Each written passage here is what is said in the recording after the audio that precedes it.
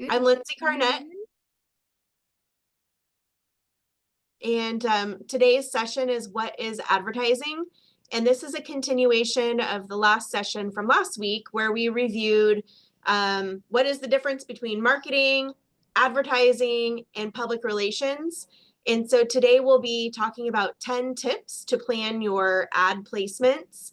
And I'm the CEO and president of Marketing Maven. We're a bi-coastal full-service marketing, advertising, and PR agency in Los Angeles, also with an office in New York City.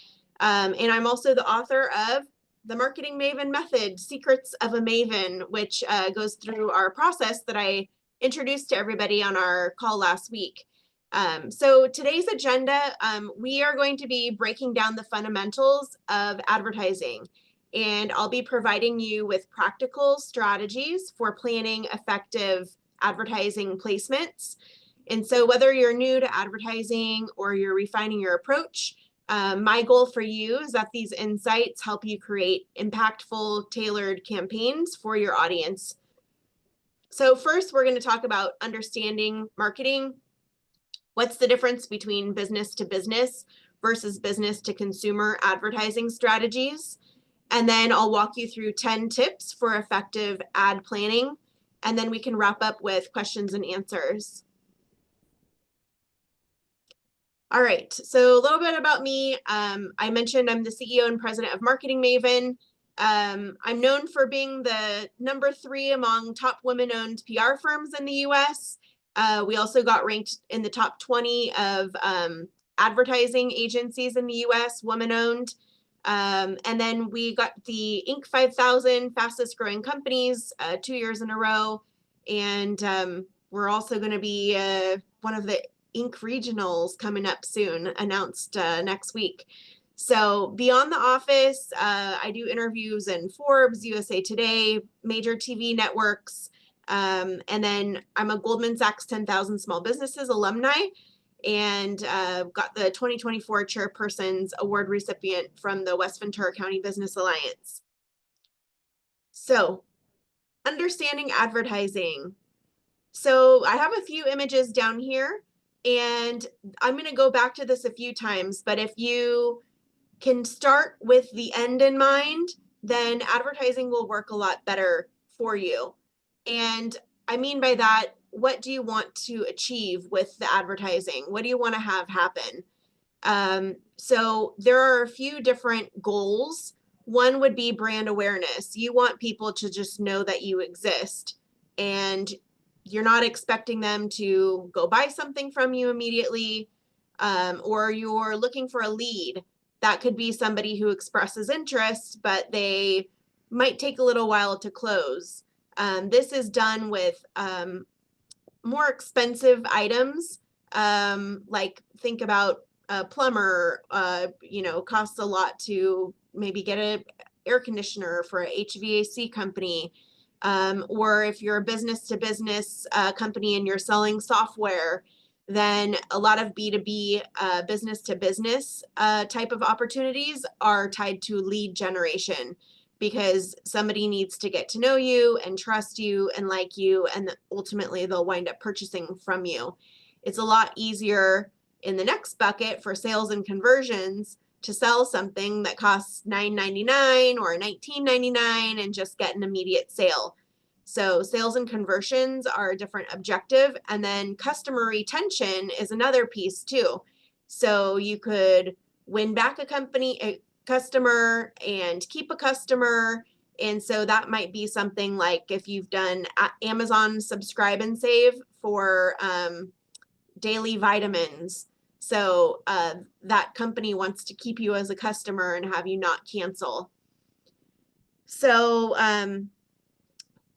I just want to put these out there because this is going to tie into the type of advertising that you do, the messaging that you have. Pretend that these little parts about brand awareness, lead generation, sales, and conversion were buttons, like a click button on your website. This is going to, what you write here is really important. Is it learn more or download now or buy now? That's how this relates to the type of advertising that you do and the copy that you use.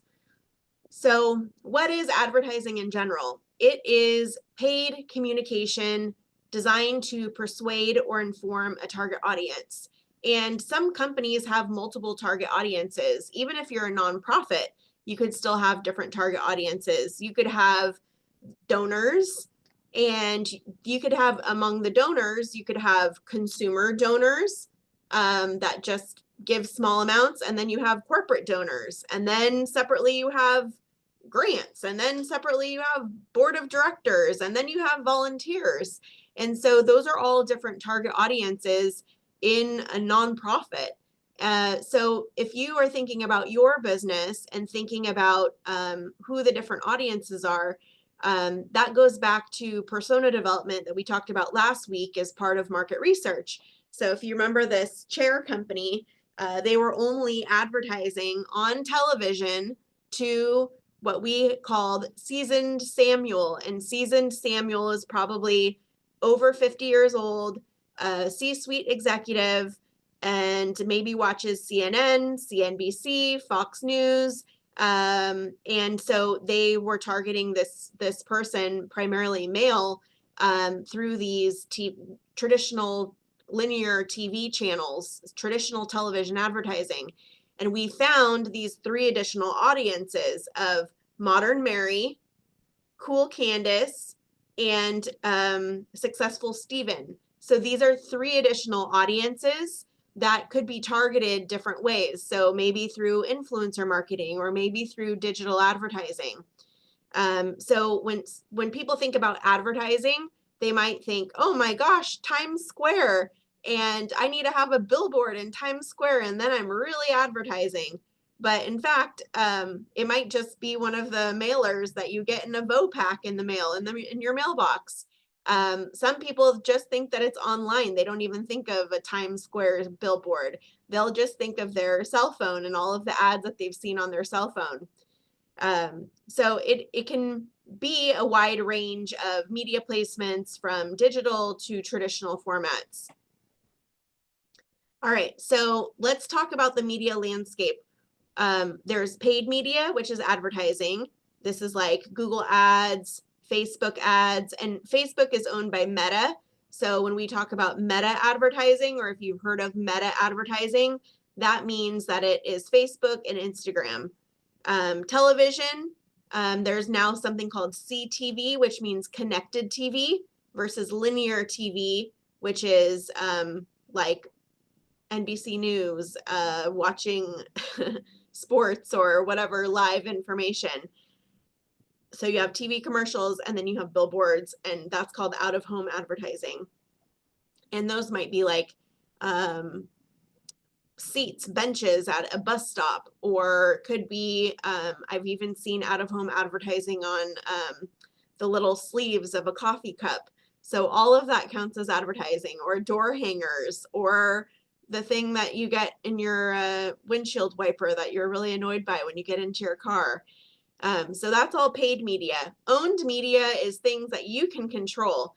And this would be your website, the content on your website, the content in your blogs, your email marketing, your branded social media, the stuff that you are posting on behalf of the company. And in order to have a successful paid media campaign, it's really, really important that you do a good job with the owned media.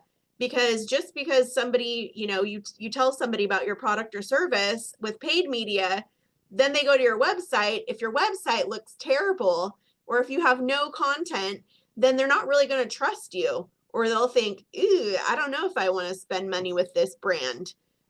So the owned media is important. But if you're only doing owned media, then you have to assume that everybody knows exactly where to find you and exactly what your URL to your website is. So a lot of times companies are doing owned media very, very well, but since they've paid no money on the paid media side, nobody even knows that they exist. And that is wasteful on the owned media side, because you can get a conversion when you can sell something when somebody actually goes there and knows who you are. So next is earned media, and this is where public relations comes in. This is where word of mouth comes in, maybe influencer mentions or customer reviews. So this is what other people say about you. And this is really, really important for building trust. So we find that if there is owned media done really well, and then there's earned media saying, oh yeah, I give a 5-star review, or you can really trust this company, they did a really great job for me, it could be a testimonial, then the paid media will perform better. So I would recommend, if you had to do these in a sequence, step 1, do the owned media well. Number 2, get earned media. And number 3, do paid media. So that way they'll all work together as an ecosystem. Ideally, you should be doing all 3 simultaneously, but don't start on paid media if your owned media isn't where it should be. All right, so let's talk about traditional versus digital advertising. Traditional advertising might include billboards, print ads, think magazine, newspaper, television and radio, and direct mail. Digital advertising, on the other hand, is social media ads, search engine ads. So this is like Google pay-per-click. So you could type in a keyword, for example, or type in the name, and it's what it comes up where it says sponsored on a Google search. And then there's something called display and retargeting ads. So display ads would be like a picture or an image that shows up. And then influencer partnerships. A lot of times you have to pay the influencers and actually do a contract with them. So that's why that's on here.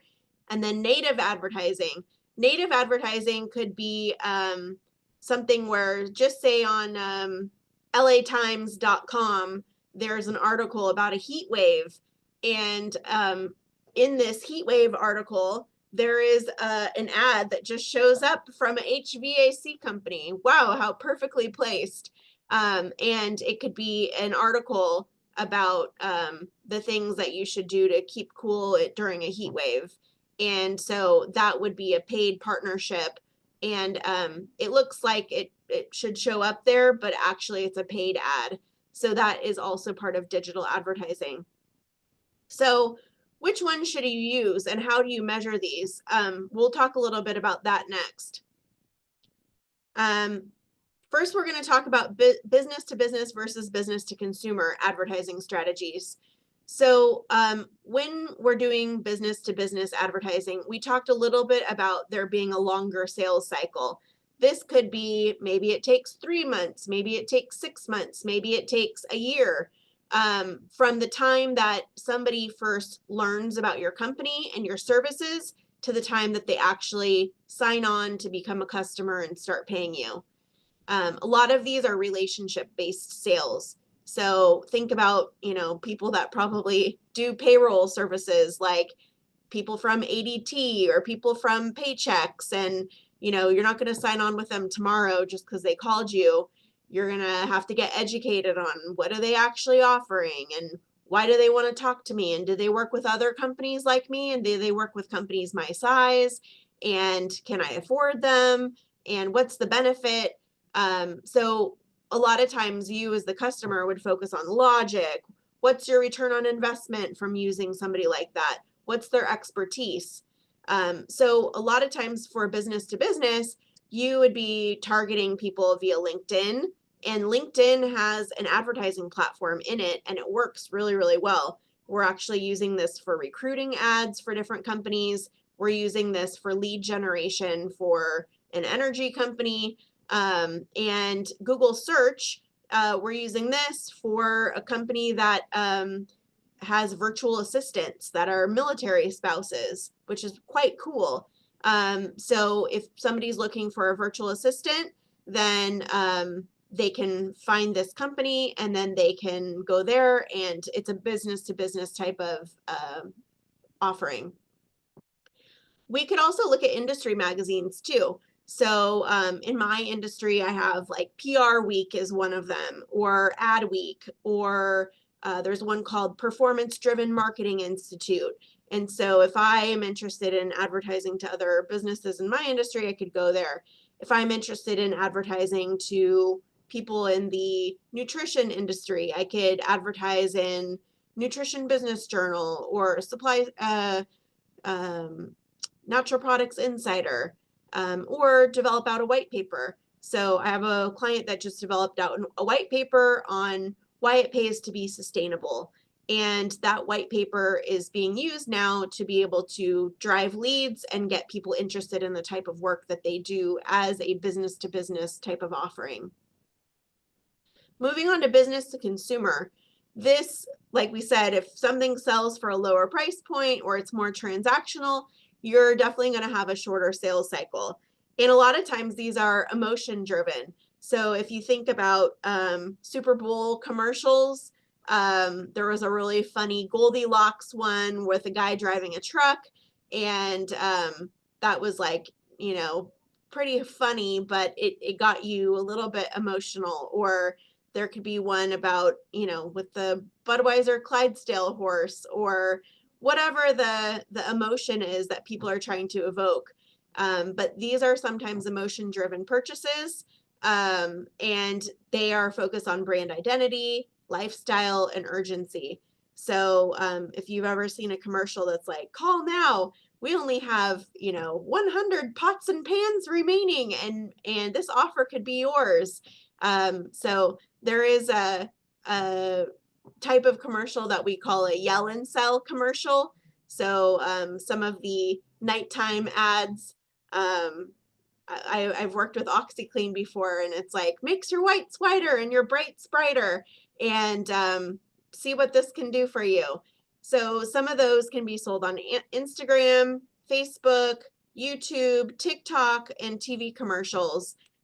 So think about what type of business you're in and who you're selling to. Some people can be B2B and they can be B2C. For example, I just went to the Natural Products Expo with a dairy-free cream cheese, but no cream. And they sell B2C. So we actually brought influencers to the booth, and because consumers are not allowed at this trade show. But the message for the B2B audience, we did a LinkedIn live video with a registered dietitian, and her message was to the trade. So people within the natural products space, and her message was, hey, if you're here at Natural Products Expo West, you have to check out this dairy-free cream cheese. It's really incredible, and it has these nutritional benefits, and they're available to go into more retailers, and they're distributed by UNFI and KeHE. And so then we had a separate influencer, and that influencer was an Instagram influencer, and she was focused on consumers. So she talked about, wow, this tastes delicious, and it's available for you to purchase at these retail stores. So you can be focused on B2B as a brand, and then you could also be focused on B2C, but the messaging is different for each of those audiences, and the channels in which you advertise are also different for those different audiences. So now we're going to run through some tips for planning your advertising placements. So first, we talked about defining your business goals, and this is actually a requirement for meta advertising. So you could choose to advertise for impressions, meaning awareness, or you could do a web traffic campaign, so to get people from that ad over to your website, or try and do one simply for conversions. So a lot of times you have to first get the awareness and start building trust, and then you can drive the traffic and then start converting the sales. So again, if your business objective for this client, for example, they wanted to get more retail distribution by being at this trade show, the Natural Products Expo, which is huge in Anaheim every March. But their goal was to get more distribution there. It was not to sell it to individuals. So if you go back to their business objective, they would perhaps advertise in some of the trade publications that some of the retail buyers would see. And that it fits their business objective. On the consumer side, if they're doing digital advertising, then they want people to drive to retail, which is a whole nother opportunity. We did this with Costco, driving Costco sales for a seafood company. And they have their product, seafood medley, in the freezer section of Costco. So we actually had Costco influencers go to Costco, go in the aisle and say, wow, you have to check this out. Here's where it is. Go down this aisle. It's in the freezer section. And then they would bring it back home. They would do a great meal with it, taste it, and say, oh my gosh, this tastes amazing. And then we did some digital advertising to target the regions of the Costco's that this product was in. So again, think about, are you trying to drive awareness? Are you trying to generate leads? Or are you just trying to increase sales? So this will determine exactly what your budget allocation should be too. Additionally, you should be doing research about your competitors, like we talked about last week. So tip number 2 is really define your audience. So your audience is able to be defined really, really, really specifically on LinkedIn advertising. You can pick their job title, you can pick their skill set, you can pick so much about who the audience is on LinkedIn advertising, but it's more expensive to reach them. So the more specific you get, it costs money to do that. You could also target people based on interests on meta advertising. So on Facebook and Instagram, for example, you could target people who follow the Angel City FC. So people who love women's soccer. And so, or people that like Whole Foods. And so now you know, okay, they like women's soccer, they like Whole Foods. And then maybe somebody who follows Lactaid or something like that, that you know they're lactose intolerant. And that might be a great audience for this dairy-free cream cheese. Excuse me. All right. So you're not just going to have one audience. You're going to have multiple audiences. And you can test different creative with those different audiences. So then you want to see what performs the best.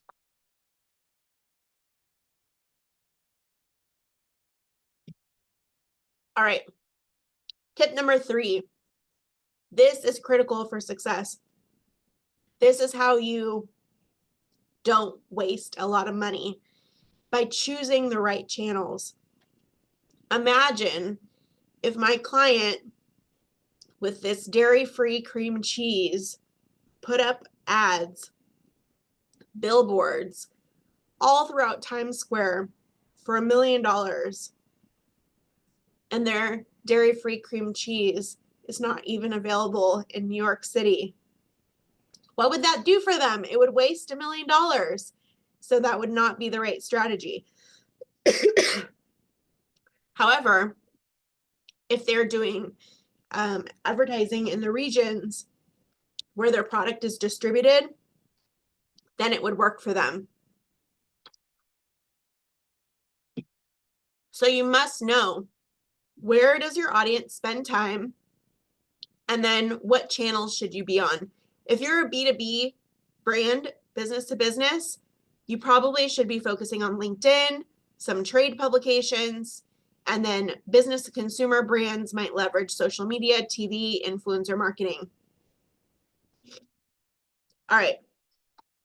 This is one of my favorite slides, because this is trying to get into the mind of your audience. What actually motivates them? Ethos, which establishes authority, credibility, making the audience trust the brand or spokesperson. Pathos, it appeals to their emotions, like evoking feelings of joy, nostalgia, urgency. Or logos, logic. This uses facts, data, and logical reasoning to persuade the audience. What do you think you are most persuaded by? Are you somebody who values logic? I think of a lot of the CFO type audience or a CPA or an attorney, maybe they would be persuaded by logos, and maybe a more creative type might like, they might be a pathos. But I think it depends more on your personality type, and ethos might be, oh wow, that's a spokesperson and I really, really trust them, so this must be a good brand. I think about Jessica Alba with the Honest brand, and that's ethos one, or Tom's. So that could be one that ties in with ethos. So here's Tom's. Buy one, donate one. So they build credibility based on positioning itself as a socially responsible brand. So if you resonate with being socially responsible, you're probably going to buy Tom's over buying Nike.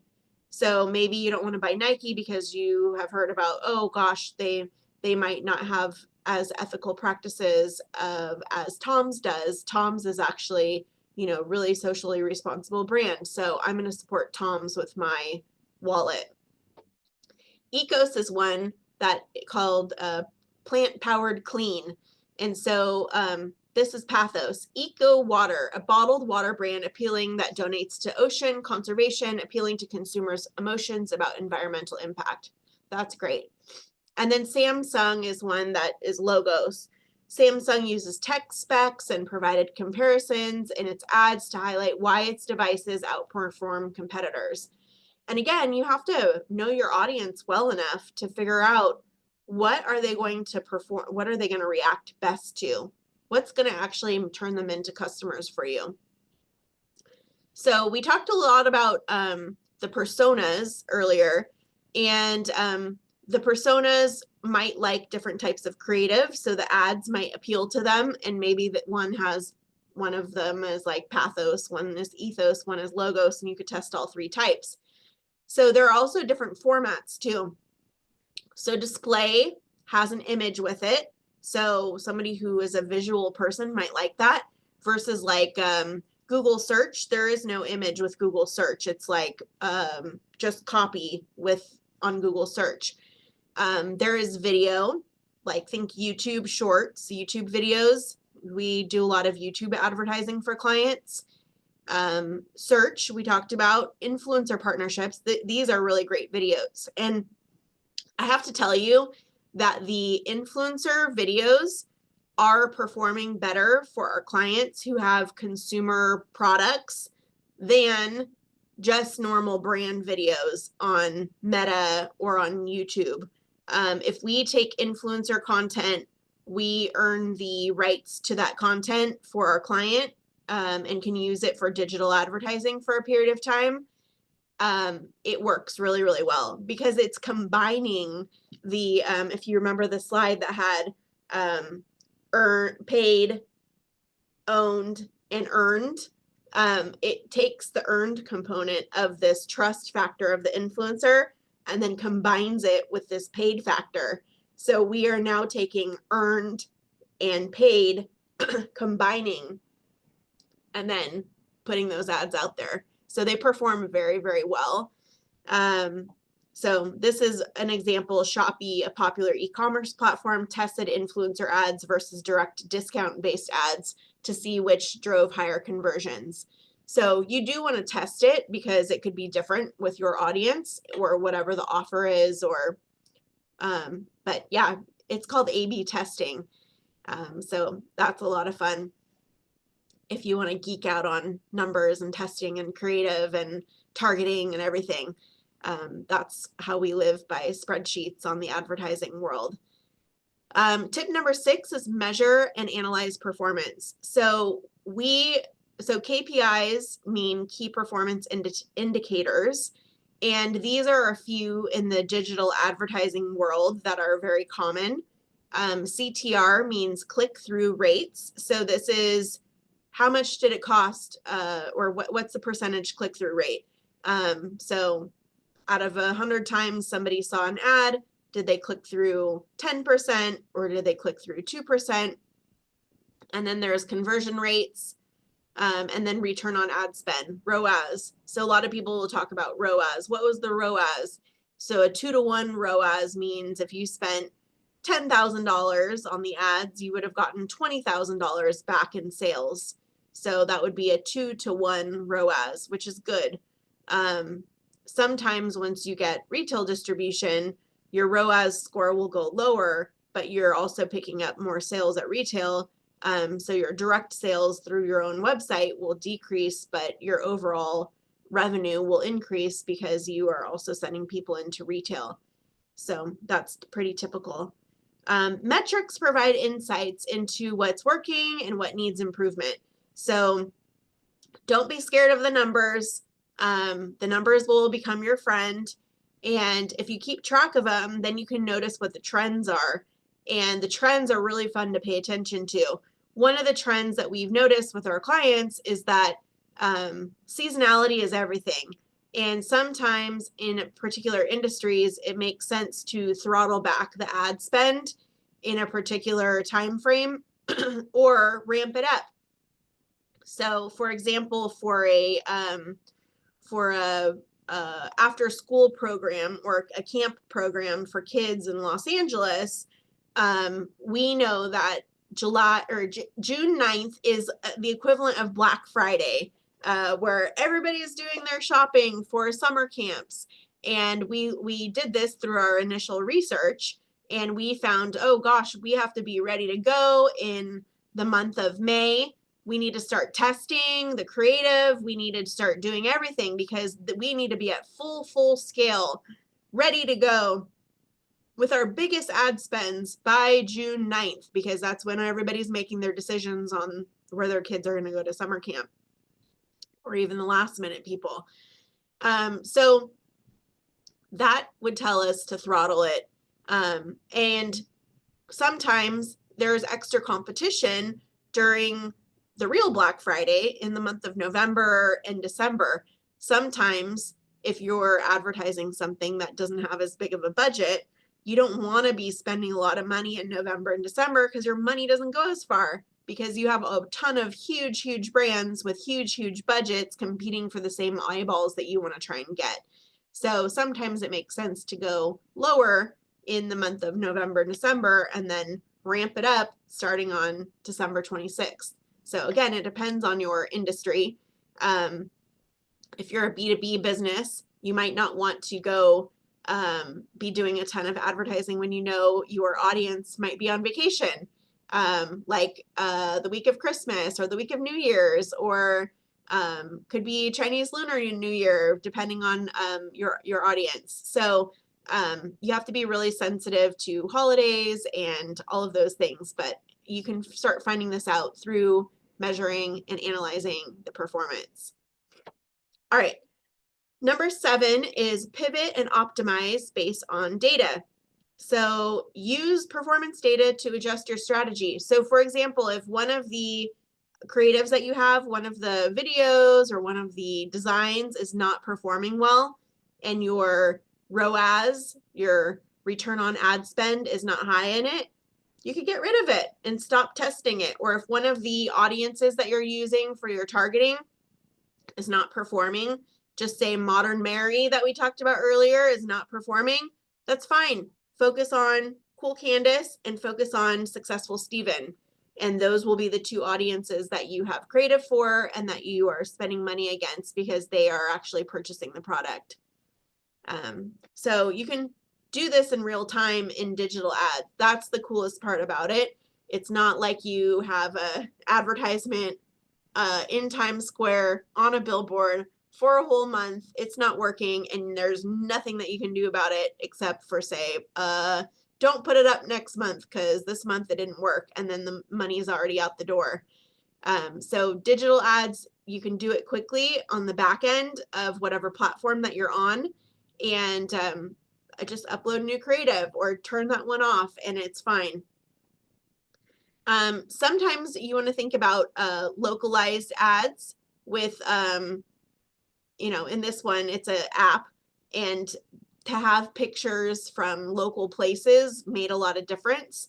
So people want to see themselves in your ads, and we were able to do that with, we actually did do, in addition to the digital ads that I mentioned for this school district in Los Angeles that was doing the camps for the kids, we also did do a billboard, and it did quite well, and we could measure it through sending people to a URL.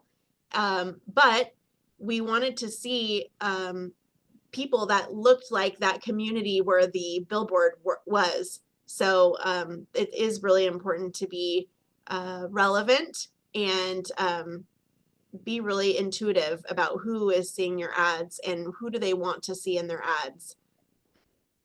All right, tip number 8 is research your competitors' advertising strategy.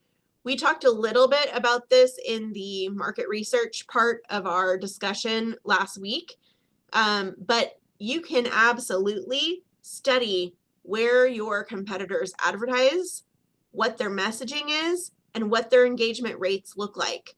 So I recommend making a spreadsheet and writing down all the different channels, and the channels might be LinkedIn or display advertising online, or maybe you've seen them have mailers, or you've seen XYZ, but it's one thing if you see it and you make a mental note of it. It's another thing if you start actually tracking it and then keeping an example of it.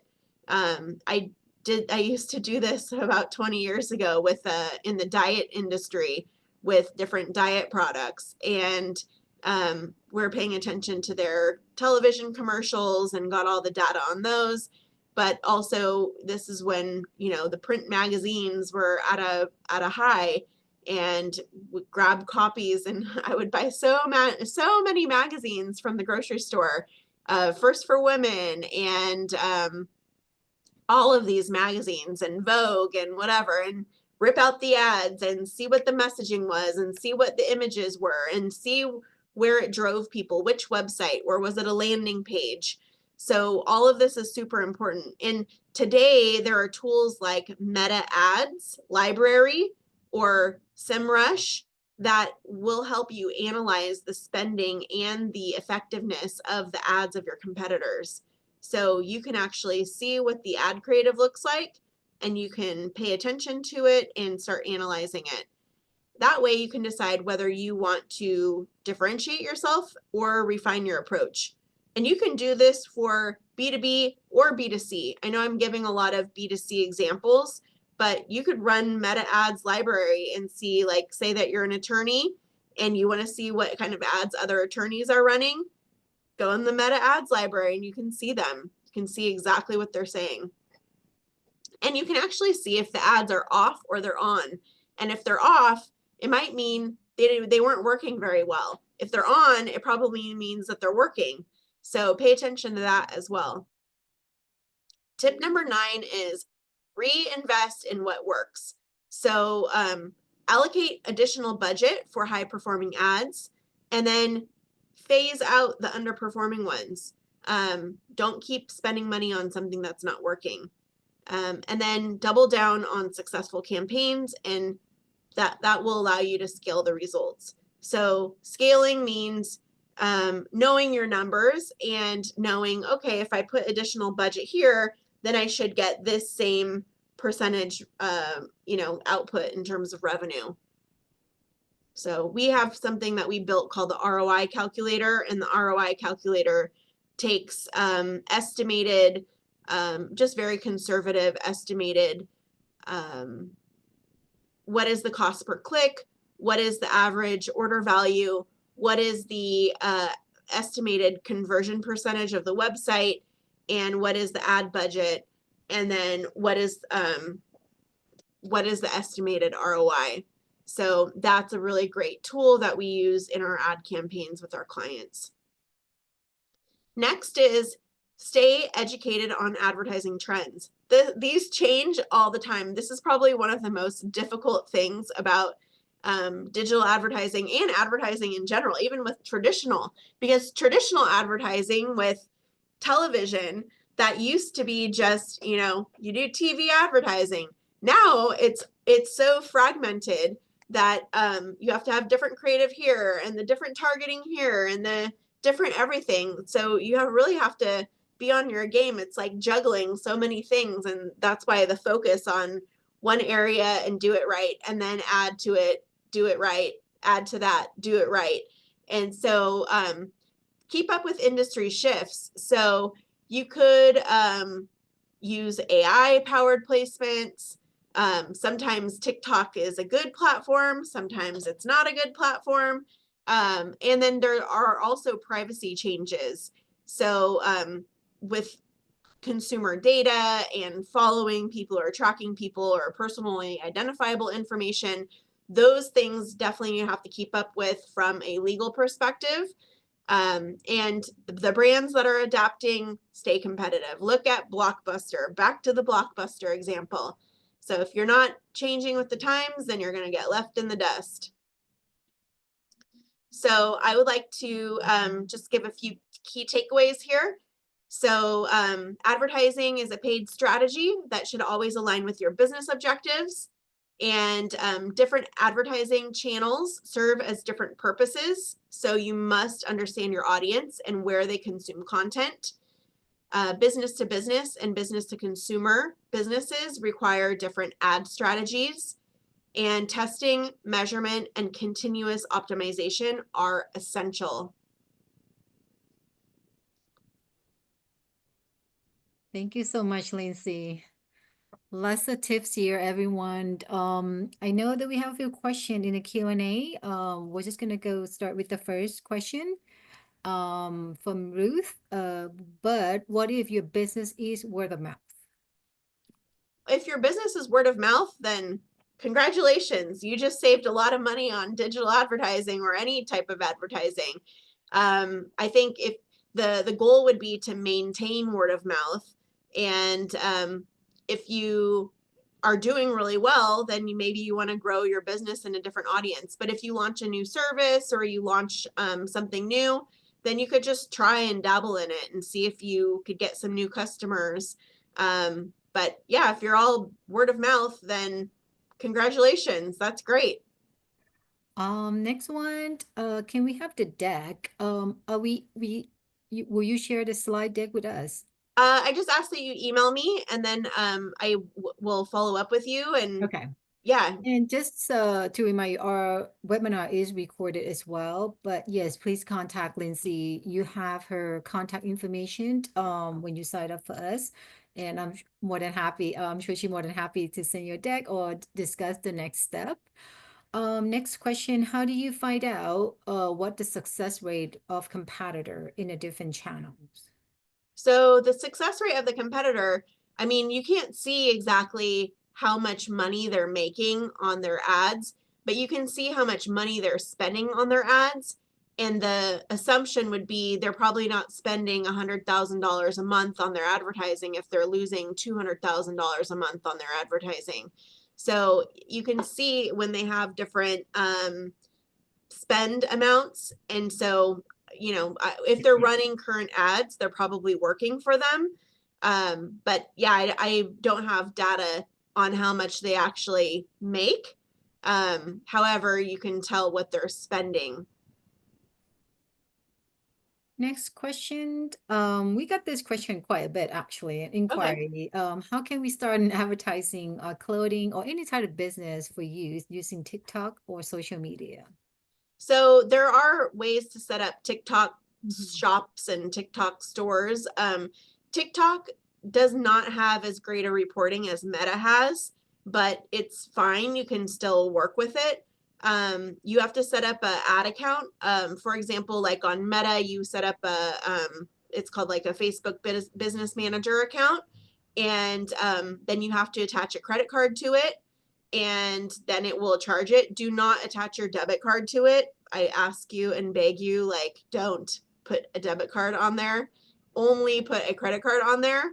And Good then it's tips. going to charge you, and it'll start having different thresholds. It will look very suspicious at first because it'll be like, you know, $280 and $500, and then it will be like $900 every time, and then it will be so it's very weird from an accounting's purpose. And so some of our clients just say, we don't want to put it on our credit card. We'll pay you guys and you guys put it on your credit card and you deal with the accounting, because they just rather have one check for one amount, and then that's an easy accounting thing. So it does look really, really messy, of like lots of different charges on your credit card that are kind of hard to pay attention to. But that's how you set it up. And then you upload the creative, and you have to be sure that the creative meets the specifications, because the sizing is a little bit different for the videos or the static images, and to know what the anatomy of an ad is. So they'll have some have word count limitations too. So you have a headline, you have a word count limitation, and then you have a restriction for whatever the creative is that fits the specs that they have. Cool. And speaking of TikTok or doing any live business on the social platform, we might be able to find some sort of resources for you as well if you want to learn more about it. Great. Again, just let us know. Our next question is, can we have a link to the ROI calculator? That's something that we have developed. It's proprietary to Marketing Maven and to our clients. So it's not like a mortgage calculator. It's a media planning tool. That's great. Next one, where do we find a rate of what works and what doesn't?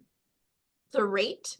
Yeah, find a rate. I think it's ROI rate of what works, Yeah. what doesn't. So that will come through the metrics. So you'll get reporting on what is the cost per click and what is the click-through rate and what is, so all of that data. So that data, you have an idea of what it is, and then you have an idea of what sales you're actually generating. So for example, if you're doing lead generation, you might not be able to go back and tie back that data for another 6 months. So I would be looking at cost per acquisition. How much did it cost you to acquire that one company or one customer? And sometimes you have some industries, for example, like the insurance industry. For the insurance industry, it's worth paying $300 to acquire one customer, because they know they're going to get $3,000 or $30,000 or whatever the dollar amount is in premiums tied to that one customer. So they can spend a lot of money trying to acquire that customer. And typically it requires 7 to 8 touches for one customer online to even make a conversion.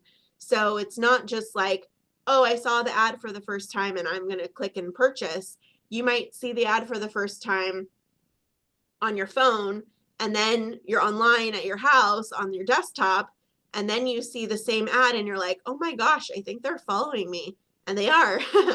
and then you will click on it and you're like, oh yeah, I did see this the other day and I am really interested in it. And then you wind up becoming a customer.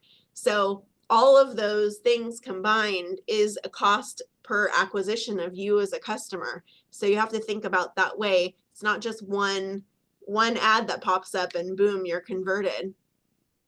Thank you. Next question, also come up quite a bit. What would you recommend for a nonprofit with a limited budget? Yeah, so nonprofits with limited budgets, we work with a lot of them, and the things that we've seen that work the best is like around Giving Tuesday. So we actually have gotten really great ROIs for nonprofit clients of ours when we have created a Giving Tuesday ad and then put that out and just had, it's more like sprints. So you could use it to get volunteers, but you could also do that in other ways organically. So I probably would use it for donations from individual donors, as opposed to on other methods if you have a really limited budget. Or think about it for ticket sales tied to a gala, or we have a client that's focused on Denim Day for April 30th right now. And so they actually do have 2 ads. That one is going in a local business journal, and then they had another ad go out separately to another publication. So yeah, I mean, they're definitely doing advertising, and the places that they've chosen are very specific, and it's not just Meta advertising. It is like Business Journal because they want businesses to sponsor their big event that they have coming up, which is their biggest fundraiser of the year. I agree with that. I think that we do that quite a bit too at Pace and our business source center throughout Los Angeles. A lot of time that we do because of a limited budget, just practically outreach and just pass out our branding, represent our brand, get to know our logo people, businesses, or whoever you want to serve. I think that will also help. I know it's sad to be putting a limited budget, but it is important to kind of put ourselves out there. Thank you for that. I think our last question, maybe you and I can share on this one. I have an idea for a business. Where do you think I should start before buying a product? Definitely market research. I mean, Mhm. I think you have to know exactly what the numbers are before jumping in. And I think you probably have some resources for that. And also, if any of you are here, you start about thinking a business or you are existing business, navigating all this business landscape for marketing, funding, management, operation, or any type of aspect of running a business, I think we are here to support you, walking you through and providing guidance. I know I didn't have a chance to mention our services, but I think if you've been here before the first time, we are local in Los Angeles, not too far. If you want to meet with one of our counselor, you want to discuss your business plan, marketing plan, budgeting plan, we are more than welcome you to just contact us, reach out to us. And of course, we partner with expert like Lindsay and all other experts to try to intervene and make sure your business plan is solid before you actually spend all your cash, earn money, save your savings, market research, budgeting, your entrepreneur readiness, and any type of marketing related is definitely reach out to our expert if you have time. Of course, do your own research on online, right? Like Google or Facebook, but we have a great expert like marketing campaign like Lindsay representing and been doing this. It's funny when you mentioned the blockbuster. I mean, we seen it right before our eyes. Toya's another one. It's just you just can't keep up with this the change in marketing, the new landscape from 20, 30 years ago. So I like the fact that you mentioned you got to keep up with these resources. And again, I know there is I think we still have time. I don't see any other question. If you need to discuss any further marketing, business advice, consultation, any strategy, business plan, please reach out to Lindsay. You have her contact right there. Do you have a QR code? Let me see. Not on Um, this one. Usually, yeah, you can scan nowadays, people can scan the information. They can connect to you, or you can just email her, email us, and we'll connect you with all the right resources and provide all the right tool that, in your business journey. And if this is strictly just marketing to improve your online, improve your sale, improve your ROI, yes, this is definite. And I think to wrap up, we have one more session next week to Yes. discuss the whole PR branding, so don't miss out on that one. This is the short series, three session, but they're all very essential component for all of our businesses to learn and understand the logic of it. So with that, I hope you get the information. Again, you have our contact information. If we didn't cover your question or you still have a lingering business, you need more tips, Lindsay is here. This is her contact, and we are here if you want to start about business startup or where to start your business journey. Okay, well, thank you so much, Lindsay. Thank you for having I'll see me. you next week. All I think right. in 2 weeks. I think that's actually Oh, next week. Next week, check. April 1st. Oh Oh, it's yeah, April April Fool. 1st, next April week. 1st. Yeah, so don't miss out on next week. I'll wrap up. PR branding is very important. Okay, thank you, everyone. Looking Bye. forward to Have a it. good one. Bye.